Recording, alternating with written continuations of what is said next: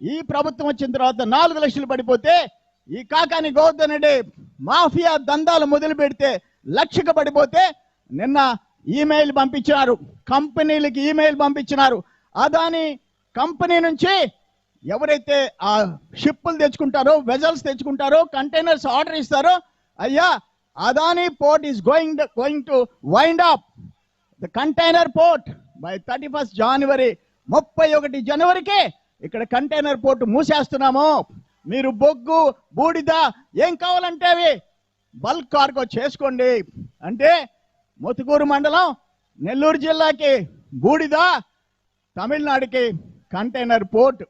ఆ రోజు 2500 ఎకరాలు సర్వేపల్లి నియోజకవర్గంలో గ్రామాల్లో భూములు ఇస్తే 1996 ఆనాటి ముఖ్యమంత్రి చంద్రబాబు నాయుడు గారు, ఆనాటి సర్వేపల్లి ఎమ్మెల్యే నేను శంకుస్థాపన చేస్తే ఇంతింతే ఒటుడింతే ఈరోజు విశాఖపట్నం పోర్టుతో పోటీ పడే స్థాయికి వచ్చిన దాన్నే ఈరోజు ఘోరంగా మూతేసేసే పరిస్థితి వచ్చిందంటే ఎవరికి చెప్పుకోవాలని చెప్పి అడుగుతుండా. ఈ కృష్ణపట్నం SEZ 2500 ఎకరాలు, కృష్ణపట్నం పోర్టు 2500 ఎకరాలు, కృష్ణపట్నం SEZ 6000 ఎకరాలు, ఇక్కడ కిసాన్ SEZ 2000 ఎకరాలు, 10,000 ఎకరాలు ఎక్కడ పరిశ్రమలు వస్తాయి అని అడుగుతుండా. ఎందుకు వస్తాయి పరిశ్రమలు అని అడుగుతా ఉండా.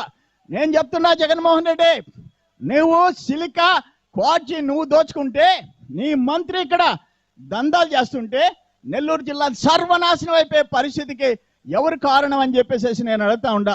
అందుకే మా బ్రో అంటే మా బ్రదర్ కాకాని, కానీ ఎవరో చెప్పారు ఏందబ్బా మీరు బ్రో అంటే బ్రదర్ అంటున్నారు. ఆయన బ్రో అంటే బ్రోకర్, అతను అక్కడ సకల శాఖల మంత్రి, ఆ సకల శాఖల మంత్రి అంటారు కదా, ఆయన సలహాదారుడు.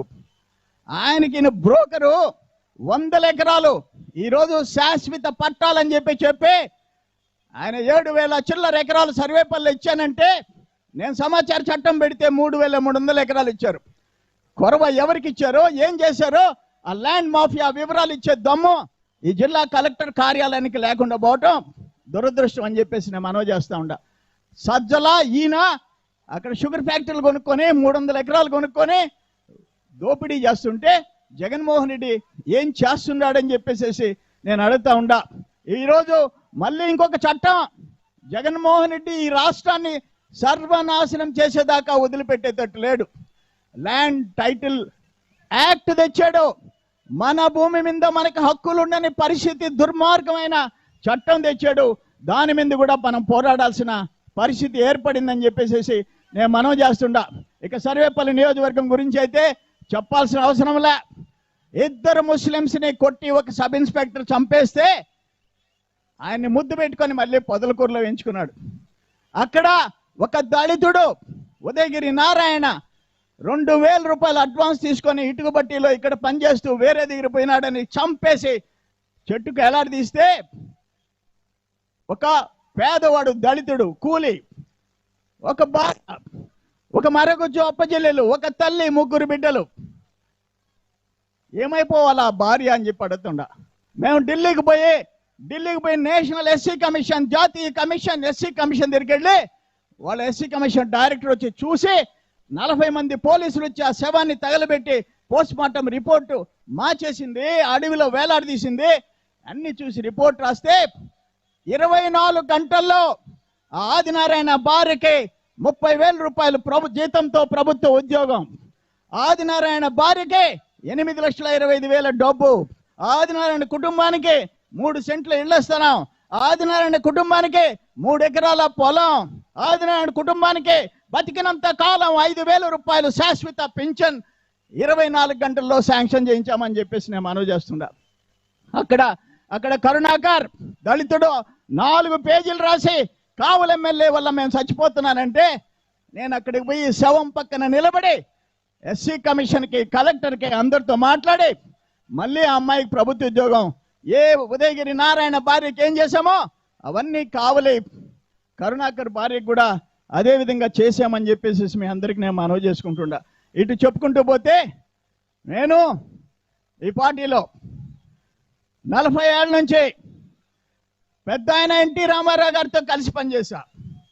ఆయన రాష్ట్ర పార్టీ అధ్యక్షుడిగా ఉంటే నేను జిల్లా పార్టీ అధ్యక్షుడిగా ఉన్నా. ఆయన దగ్గర నేను సెంట్రల్ బ్యాంక్ ప్రెసిడెంట్ చేశా. సారా వ్యతిరేక ఉద్యమం చేశాం.